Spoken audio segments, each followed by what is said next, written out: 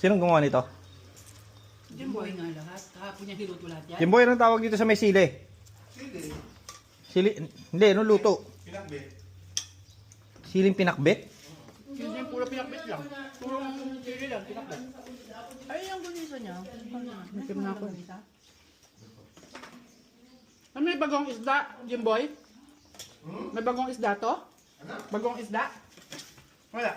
Saan? Yung itong sili? Meron. Amen.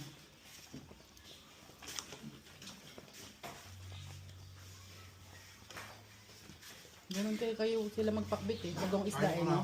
Tapos tatambol-tambol lahat na lagay-lagay lahat. Sama-sama. Sayang yung dinakdakan talaga. Ang sarap pa Excited naman pa naman nun. sila.